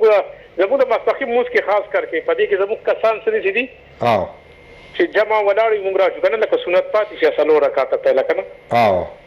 نو هغه بیا چې جمع وشي لکه نو آیا دا دوه به کوو پسې که نه دا څلور به بیا کو بیا به پسې دوه کوو ها مولوي صاحب پوه شو تاسو جی جی جی چې لکه ماسپښین مانځل رالو او جمع ولاړه ده او نو سنت ته پاتې شو فرض وکړه نو اخر کې بعد 2 رکعات سنت کا لمبه دوی چې څنګه رااله دوی په فرض باندې ودرېده دوی به خپل فرض د امام سره وکړي او بیا به خپل روټین سره خپل مونځ کوي د فرض نه بعد به 2 رکعات وکړي ها 2 رکعات وکړه څلور چې د قضا شوي دا به د ټول نه اخر کې وکړي دا به کې اخر کې به وکړي نو دا څلور خو اسیم قضا شوي دي دا به په اخر کې وکړي فرض په خپل ځای رااله هغه 2 رکعات په خپل ځای رااله قضا شوي په اخر کې رااله اوکې کول بغوال بالکل جی مهرباني ډیره مهرباني سلامونه او دا روزي د اخري اشاره ډیره الله دې قبول کړي الله دې تاسو عبادت هم قبول کړي الله دې زموږ عبادت هم ډیره مننه او دواګانو کې چې موږ یاد لري موږ ته دواګانو لګو کې څه شي السلام علیکم وعلیکم السلام وعلیکم السلام اوس په زړه رحم الله صاحب نه پوښتنه وکم لکه خبره خدای د دې حواله سره ډیر وکړه د سيزونو د ارزانو د غوښه ستاسو زیات عمر حالت دی زیات وخالت دی ابرز مولوي صاحب یو واقعا مولوي د سړی په ډېر زړه د غم شي په خبر کې یو سیکو هغه به د خپل چې اوریجنل ریټو د هغې نه هم لږ د رمضان په وجه خوراکي سیزونه ارزان دا کړو کریاني دوکانو نو مطلب کم منافع خو به نور کلونو کې به حضور خو څه کلی دا وکړو چې په خپل سره پای کې هم لږ ورته ډسکاونټ کړی او هغه په دې کې هم زما د خرچه پوره کېږي مسلمانان را پاسې دوکاندار هغه مړ کو په خپل خو موږ نه کوو که نه لکه مطلب دا دی د الله سره کاروبار نه کوو په دې کې چې تاسو دا پرېږدئ الله ته چې وګوره چې څه الله درکوي یو کال دی دا لو بیا پې ستاسو رایلم جي هلو السلام علیکم وعلیکم السلام خالي جي څو خبرې کوئ اسراء خبر کوم د زیدې نه اسراء د زیدې ثوابۍ نه جی اسرار صاحب څرنګه یې ښه ټیک ټاک مهرباني خیریت ته دي جی څه خبره به کول غواړئ زموږ سره مېلمانه ناست دي او روژې اهمیت باندې خبره روانه ده جي زه خو جي صرف دا تپوس کوم یو چې دا مولایان کوم لوډ سپیکر استعمالوي دا څومره جایز دی چې څومره خلکو ته تکلیف میلاویږي ها او دویمه دا ده چې په دې خوشحاله شوم چې مولا د خپل په لومړي ځل د الله تعالی رحم او کرم خبره واورېدې جی بچي نو دا خبره پونه شو څه د مولا خپل څومره دا دویم راته دوباره وایي چې وام دویم په دې خوشحاله چې مولا د خپل په لومړي ځل د الله د رحم او د کرم خبره واورېدې چې الله مهربان دی او غفور رحیم دی جی بالکل په دې خوشحاله شوم او بل تاسو دا چې جمعات کې سپیکر استعمال خبره تاسو وکړه کنه جی او د لوډ سپیکر دومره په زور کې لګي استعمال چې خلک کله د مازغه خراب کی جی او یو نه درې سلوري څوک به نه جوړي څوک به سبق وای څوک به د کیږي مهرباني ډېر مننه اسرار صاحب ډېر مننه ستاسو د کال د ثوابۍ نه اسرار کال کړی دا اصل کې اسرار صاحب خبرې ته به موږ بعد ځکه نه خبره ځکه زموږ په ملک کې لکه مولوي صاحب ته پاته یې که نه دلته خو تاسو ګورئ خو سیستم روان دی ډېر ښه سیستم روان دی او مطلب خلک خوشحالېږي چې جماعتونو ته ځي عبادت باندې که نه او مزه اخلي او سکوني بدقسمتۍ زموږ په ملک کې اکثر داسې دغه چې خفه کېږي به تاسو نه په امامتۍ هم جګړې یو سړی راشي یاره نن خو زما ورځ وه تا ولې بانګ وي ما به نن بانګ وي که نه څه پکې نور داسې دغه چې له کوم د حالات کم روان دي دغه چې کوم سیاسي مشران دي د دیني پارټو سره دغه هغه هم هغه مطلب چې څوک صحیح خبره کوي نه نو دی دا وایي چې خوشحاله شو لکه هلته خو څوک پې عمل نه کوي که نه او دلته کې خبره صحیح بهرحال ته دې ملګري خبره وکړه نو وایي په اول ځل ما د ملا د خولې نه د رحم او د کرم خبرې واورېدې زه شکر دی چې تا په اول ځل واورېدې نو تا به د ملا خبرې اورېدلې نه قرآن کریم دا ټول په دې کې ټول د رحم خبرې دي مولا خو هم دغه قرآن کریم وایي جی او رحم خو چې په انسانانو رحم کې نو الله پاک فرمایي چې زه به په تاسو باندې رحم کوم بهرحال د په کوم وجه کړې ده ته د څه سوچ دی بهرحال دغه خبرې له موږ نه ځو موږ د خپل رمضان مبارک په فضیلت باندې به خبره کوو او الله تبارک وتعالی دې ته د علماو سره مینه محبت پیدا کړي چې دی ورسره کښېني او دی د هغوی ښکلې خبرې واوري موږ هم د علما کرامو د خپو خاورې یو علم ډېر لوی څیز دی جي او زه به یو خبره وکړم دا به ټول خلک اوري خاص کر د علماء کرامو مبارکي جی مونږ کې په هر څه کې کمی دی جی څنګه تاسو ته پته ده خو په پاکستان کې علماء کرام پوره دنیا ته علما پاکستان سپلای کوي پوره دنیا ته حافظان دا پاکستان سپلای کوي دا زمونږ ته د عوامو ته د علماء کرامو خوشبختی ده که تاسو دلته په امارات کې وګورئ تاسو په هر دریم جماعت کې بهترین قاری عالم دا به د پاکستان زمونږ د مدرسو جي او دا ته د عوامو په تعاون باندې جي دا غیر عوام زمونږ د پاکستان د مدرسو د جماعتونو سره ډیر تعاون کوي او علما پیدا کیږي که تاسو په نیویارک کې وګورئ تاسو په لندن کې وګورئ په فرانس کې وګورئ دلته د دنیا په هر ګوټ کې وګورئ تاسو ته که بهترین قاری میلاویږي هغه د پاکستاني نو دا زمونږ د پاکستانیانو خوش قسمتي ده پکار ده چې مونږ د علما کرامو سره مینه محبت وساتو د الله نبی فرمایي المرء مع من احب چې د چا سره د مینه محبت وساتو کنه دا سره بس تدغه کیږي دا سره به ته یې او دا سره به ته پاسې نو پکار د چې موږ د علما کرامو سره مینه محبت وساتو موږ د نیکانو خلکو سره هغه مینه محبت وساتو دا ضروری نه ده چې هر څلای په موږ کې مولا شي عالم شي مفتی نظام الدین شامیزی سے په اخر کې دا فرمایلی او تقریر کې وی ضروری نہیں ہے کہ گھر کا ہر فرد قاری بن جائے حافظ بن جائے عالم بن جائے لیکن یہ زیادہ ضروری ہے کہ گھر کا ہر فرد صحیح مسلمان بن جائے نو صحیح مسلمانی د ضرورت نه چار سره مولا شي او صحیح مسلمانی چې دا څنګه مونږه په دې خرید او فروخت وکړه دا نور خبرې مونږه وکړي او باقی د سپیکر خبره او د سپیکر خبره وکړه نو که تاسو دلته الته د مونږه رواج نشته جی یو رواج دا نشته او دا د په مونږ کې کاغه مولا دی هم پکې کمی دی که د مونږ انجینر دی هم کمی دی د مونږ هغه معاشره داسې ده ګوره ستا سره او په دې به د ما له ډېر ملګري خفه کېږي هم زموږ سره مثال په طور د زنانه ده ته د بونیر نه روان شي زه د سوات نه روان شم پېښور ته د اسلام آباد ته د مانځه ټایم راغی د زنانو دپاره جومات شته نشته که نه جي ولې په دې زنانه باندې مونځ فرض نه دی نو بیا سړی مونځ وکړي او زنانه په ګاډي کې دا کمي دی جي په موږ کې که دلته تاسو سوچ وکړئ په هر جومات کې د زنانو سره جماعت شته د زنانو جومات شته مصلی نساء ورته لیکلی او د اودسونو ځای او د اودسونو ځای جدای نو هغه سړی هم اودس وکړي مونځ وکړي زنانه هم اودس وکړي او مونځ وکړي ته دې نه علاوه که تاسو دغه وکړئ دلته اذان په سپیکر کې ویلی کېږي او مونځ او اقامت هغه هم په سپیکر کې کېږي هلته په پاکستان کې اذان په سپیکر کې کېږي او مونځونه هغه ټول پټ کېږي نو امام صاحب هغلته لګوي او پسې اتلس څپی هغه اواز ته هغه څوک بې نه اوري نو که په سپیکر کې وکړي او کورونو کې هم اورېدلی شي نو که د یو سړي ته دې سره لګوټې نفرت یا څه بل صحیح جی جی د دې سره سره زمونږ په پاکستان کې لکه دا یوه اعلامیه ده چې زمونږ د لاوډ سپیکر استعمال ډېر په دغه طریقې سره کېږي ناجایز طریقې سره کېږي په دې سړکونو روډونو باندې چې آبادیانی او بل زمونږ د پښتو کلچر او معاشره د حیا او د تهذیب او دغه د انتهایی د پاکدامنۍ ده خو زمونږ عام نوجوان اوس ذهنیت دا جوړ شوی دی چې د دې خبرو څه قسم خیال او لحاظ نه ساتي او هغه دومره په سپیډ کې ټیپ یې لګولی او سپیکر باندې میوزیک چالو کړی په بازارونو کې چې د هسپتالونو خواته چې هسپتال هغه پای کې مریضان پراته وي د زړه مریضان وي مختلفو امراضو مریضان پراته وي د هغې خواته دا به په سپیکر باندې ګانې لګېدلي په سپیکر باندې به میوزیک لګېدلی په سپیکر باندې به چې کوم دی دا پروګرامونه کېږي او په دې روژې په روژه کې زموږ د پاکستان ګروڼونه آباد او جوماتونه چې هغه شاړ پراته وي دا ډېر افسوس خبره ده او ګروڼونو کې سپیکر چې په کوم دغه سره لګېدلي د ټول کلي خلک د هغې نه خوب نشي د هغې موږ ته پته نشته او زه داسې په دې رمضان کې اکثر وي دا نایټ کرکټ ټورنمنټ صرف د سپیکر خبره وکړه د جومات او دلته خو ډېر معلومات ته چې بهر کې لکه دا خو بالکل مسلمان ته تکلیف ورسول دي که نه نو ته دې خبره هم بیا صحیح ده چې مسلمان ته به تکلیف نه رسوي مسلمان ته بالکل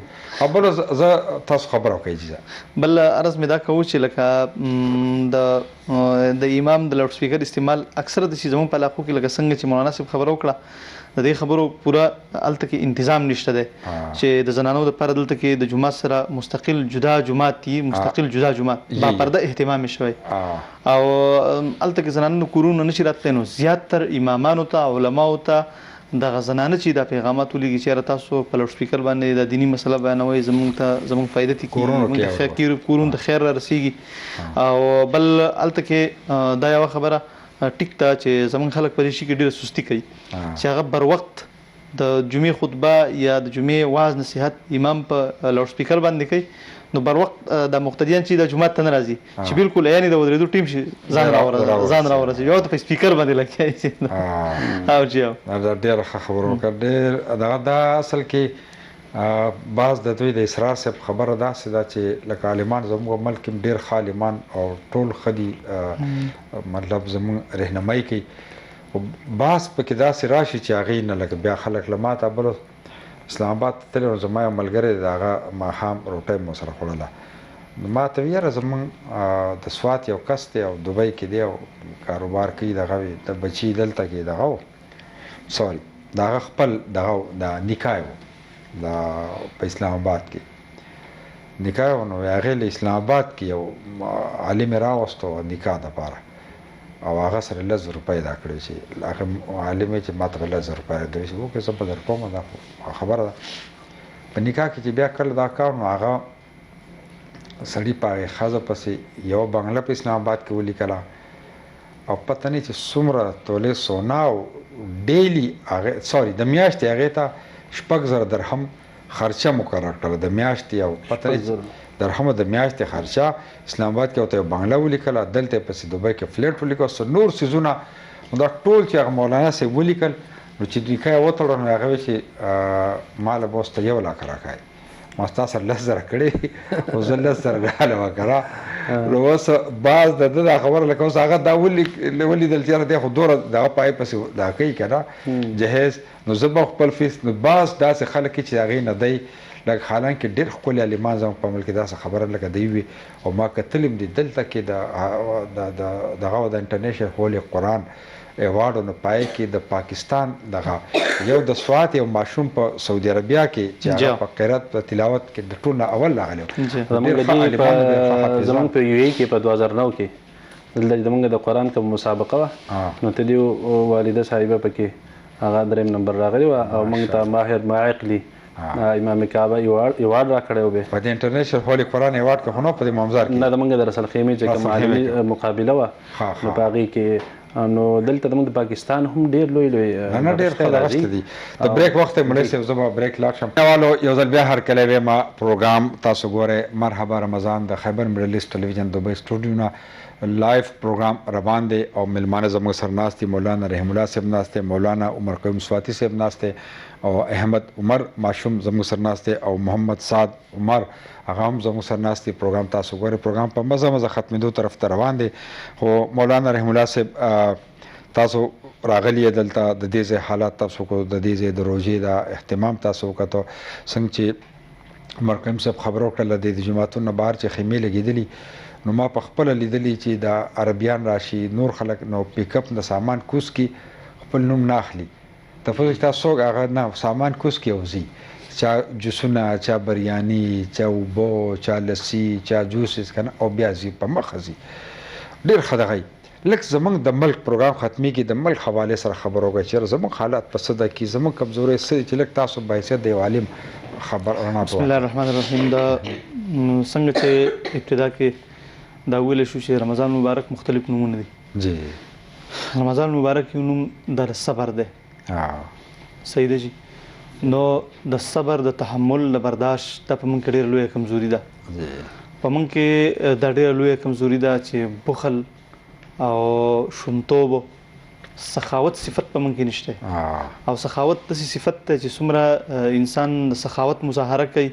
څومره د صدقې ورکوي دومره الله تعالی د مال سیوا کوي برکات د هغې سره راځي څنګه چې مولانا صاحب ډېر تفصیل سره د هغې وضاحت وکړو پاکستان کې رمضان مبارک کې بیا زیات چې کوم دی نو د صبر د تحمل د برداشت مظاهره پکاري خو چې کله رمضان شروع شي نو هلته کې د جګړو د جنګونو د کنځلو د ویلو او دا څلورمه ورځ دا څلور ورځې مخکې ډېره یو دلخراشه واقعه د سوات او د بونیر په بارډر کوکاړۍ نوم یو کلي کې چې 4 کسان په کور کې او زنانه دا یو بدبخته چې کوم دی سنګدل انسان و هغه راغلی قتل یې وکړو نو د قتل و غارت یوه سلسله شروع شي د جنګونو یوه سلسله شروع شي نو رمضان میاشت خو د دې لپاره ده چې موږ د ځان د جنګونو نه که څوک یو سړی چاته کنځل وکړي نو بل یې په هغې صبر کوي چې زما روژه ده د روژې د احترام په وجه باندې هغه له بالکل جواب ورنه کړي دویمه خبره دا ده چې پاکستان کې الحمدلله شته داسې خلک لکه کراچۍ کې په دې غټو غټو ښارونو کې په دې کلو کې او پاکستان کې لکه څنګه چې مولانا صاحب وفرمایل څومره مدارس دي او دا مدارس د دې مخیرو حضراتو په تعاون چلیږي دوی رمضان شریف کې هغو د مدارسو سره خپل تعاون کې په ډېره لویه پیمانه باندې او دا کم هغه خلک چې هغه صاحب استطاعت کسان دي نو هغه باقاعده د کراچۍ او په دې غټو ښارونو کې د دې فری افطار اهتمام هم کوي خو زموږ په علاقو کې او زموږ خاص کر پښتو بیلټ کې دا یو کمی ضرور شته عباداتو کې موږ ډېر تکړه یو خو په ورکړه کې زموږ کمزوري شته صدقې په اعتبار سره پکار دا ده لکه اجتماعي طور د دې خبرې اهتمام کیږي چې په جماعتونو کې داسې د پري افطارۍ اهتمام او انتظام کېدلی شي ممکن که دا ممکنه نه نو کورونو ته په خفیه طریقې باندې چې څوک ته خبر نشي او کمزوري هر سړي ته د خپل کلي د خپل محل د خپل محلې حالات معلومي چې په دې کې څومره غریبانان پاتې کیږي څومره بېوسه خلک پاتې کیږي کونډې پاتې کیږي یتیمانان پاتې کیږي اختر را نږدې دی څومره یتیمانان چې هغو له پیزار ویسمه کپړې وله واخلم نوې ویسم وله چاته د وړو ضرورت دی ځکه ډېره مهنګایي ده چاته د غوړو ضرورت دی خوراکي اشیا دي چاته کمی دی نو په دې کې څومره کونډې دي چې هغو ته دا ورسوم غریبانانو ته ورسوم په کار ده چې د دې خبرې موږ اهتمام وکړو دا ضروري خبره ده دا هلته کمی ډېر زیات دی بیا کاروباري خلک چې په دې روژه کې لوټ مار شروع کړي عام طور که فروټ دي که سبزي ده که هغه خوراکي څیزونه دي که غوښه ده که هر شی اشیای خوردونو چې څومره دي په عام ورځو کې د هغې ریټ ډېر کم وي خو چې رمضان شریف راشي یکدم ریټونه یې بړاو کړي نو بجای د دې چې لکه څنګه چې دلته دوبۍ کې ما ولیدل چې په هر څیز باندې ریټ یې کم کړی او رعایت ورکوي په پاکستان کې ډېر لوی کمی دی ډېر لوی کمی دی په کار دا د مسلمان شان نه دی دا د مسلمان شان نه دی بلکې مسلمان شان دا دی چې دی په رمضان شریف کې په عام ورځو کې ګراني په رمضان شریف کې دی بالکل چې کوم دی ارزاني راولي دی ریټ کم ولګوي ډېره کمه ګټه کوي او دا کم ریټ چې لګوي د صدقې نیت ته پکې الله تعالی به د کاروبار کې برکت اچوي خبره ختمو خو د صدقې سره یو خبره دا کومه یو واقعه مې ولیدله نو کېدای شي زموږ کتونکي هم ترې دغه وکړي ځکه صدقه ورکول ښه دي پرون نابله ورځ موږ د مدینې نه رالو ریاض ته چې ریاض ته رالو زموږ یو دوست دی د هغوی په ځای کې ما روژه ماته کړله او د روژه ماتې نه بعد د هغه بچی نو خپل کاروباري ځای ته تو د مانځه نه بعد چې تو نو په لار کې یو عربي په ډېر سپیډ کې په دومره سپیډ کې و چې هغه چې کوم ځای موږ ته خو که نه لکه د دې ځای نه چې د پارک د آخري ځای دوره د دا موټر تلی او دغه عربي هغه موټر داسې چورلېده لوټکي خوړل ډېر لرې ډېر خراب شو نو چې موږ هغه ناست و هغه یو کس تصویرونه راولېږل ویډیو راولېږل نو ما هغه جیسې ته مې دا خو ډېر خطرناک ما الګ څنګه دی نو شکر دی ښه دی بالکل برابر دی نو ما ویل جیسې به لکه دا خو یو الله پاک ډېر لوی کرم وکړو چې ته دې ګاډي حالت ته وګوره د نو هغه سوچ کاو سترګو کې وخت کې رالی وي اوس ته دې روژه ماتې نه مخکې راته یو سړي کال وکړو چې یو سړی په هسپتال کې په ریاض کې پروت دی او هغه ته د پیسو ضرورت دی که نه نو ما وی چې زه خو به څه خو پاکستانی 50,000 نه چې څه جوړېږي دا به زه درکړم اوس راځئ که وروسته راځئ او یو راته په پاکستان کې دغه وي نو ما چې راشه دا دغه کوي وی دا اوس د دې مازدیګر خبره ده ما حاجي صاحب دقه د صدقې دغه چې تاسو هلته ورکړله خدای پاک ستاسو بچې دې دوبۍ کې چې زموږ یو ملګری دی نوم به یې واخلمه ظفرخان ډېر کاروباري شخصیت دی زموږ د سوات دی جی او د هغه زوی په روز کالې په رینج ریور کې روان و دلته او د کور ټول ماشومان ورسره د اختر شپه وه او هغه یې ګاډی ته ورخطا شو رینج ریور ګاډی و هغه په دې روډ کې داسې بل روډ ته واوړېده او هغه بالکل ختم شو او په هغې کې چې څومره ماشومان و سره ته ده هغه ټول محفوظ و او بیا چې موږ ملګری ورته ورسېده نو هغه له هغه شرطي والو پولیسو مبارکي ورکوله خو زه ذاتي طور په هغه ملګری پېژنم ظفرخان الله دې په کاروبار کې برکت واچوي انتهایي د غریبانو سره ښه دی او صدقې کوي چاته داسې معلومات نشته نو دا ته دی برکات جی برکات دا ته دی برکت ته وجه نه د غریبانو سره ښه کول الله پاک به ستا د کور حفاظت کوي الله پاک به ستا حفاظت کوي نو صدقه خو ډېر لوی څه ډېره مننه. زه یم چې اوس د دې ماشومانو نه تلاوت واورو. نو اوله ته کوم یو کس تلاوت کوئ؟ ته که هغه دا کړی دی دا کړی هغه کړی که نه ته راته تلاوت ځکه تا نه دا کړی او تلاوت نه دا کړی که نه تلاوت راته وړاندې که او کتونکو دی به تلاوت وکړي او بیا د نه بعد رازونو اجازت واخلو. جی أعوذ بالله من الشيطان الرجيم بسم الله الرحمن الرحيم تبت يدا أبي لهب وتب ما أغنى عنه ماله وما كسب سيصلى نارا ذات لهب وامرأته حمالة الحطب في جيدها حبل من مسد صدق الله العظيم. جزاکم الله خیر. ډیره مننه جی. پروګرام ختمیږي. مولانا عمر قیوم سواتي صاحب ستاسو د راتګ ډیره مننه چې د روژه کې تاسو د راس الخیمې نه تکلیف وکړو دلته رالی. زموږ کتونکو ته معلومات زموږ خواهش دی چې موږ ستاسو د پروګرام نه راشو او دا د روژې په اهمیت باندې یو دیني خبره وشي او څوک یې واوري عمل پې وکړي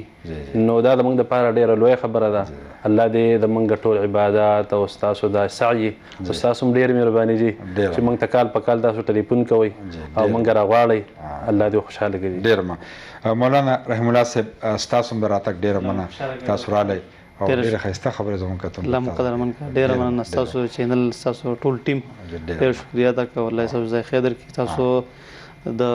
روژې د مسایلو سره سره د ملک حالات او بیا د ملک مسایل تاسو په میډیا راوړئ د حکمرانانو توجه طرف ته راګرځوئ. دا یو ډېر ضروري کار دی. الله ستاسو ځای خیر درکړي. ډېره مننه. او ګلونو ماشومانو ستاسو د دواړو هم ډېره مننه او انشاءالله ژوند دو الله دې موږ تاسو سره ژوند راکړي نو بیا به تاسو راغواړو. ډېره مننه. کتونکو دا د نن ورځې خپرونه مرحبا رمضان کې تاسو زموږ د دې مېلمنو خبرې اترې واورېدې. زموږ د خبر مډلس کوشش دی چې زموږ کتونکو ته د رمضان مبارک په دې مبارکه میاشت کې د دې د اهمیت حوالې سره او دیني معلومات دوی ته ورسي. نو دا د نن ورځې خپرونه او پروګرام وخت پای ته رسي. اخر کې به یو ځل زه بیا خپلو کتونکو ته خاص کر پښتنو وروڼو ته وایم چې د پولیو مهم شروع دی د پرونۍ ورځې نه 14 نه د 13 اپریل نه د 18 اپریل پورې. نو د پولیو د ورکر سره مرسته وکړئ خپلو بچو ته د پولیو قطرې ورکړئ چې دا فیصله وکړو چې د خپل ملک نه به دا وبا ختمو. الله به ختموي او موږ تاسو به کوشش کوو. الله پاک به دې برکت اچوي دا به مکمل ختمیږي. کتونکو د پروګرام وخت پای ته رسي که الله ژوند راکړو نو سبا له به بیا زموږ نور ملګري راځي کینی زه به د اتوار په ورځ ستاسو په درانه خدمت کې حاضرېږم. تر هغه وخته پورې په الله سپارو خپل کور به زمرد منري ته اجازت ورکړئ. د الله په امان.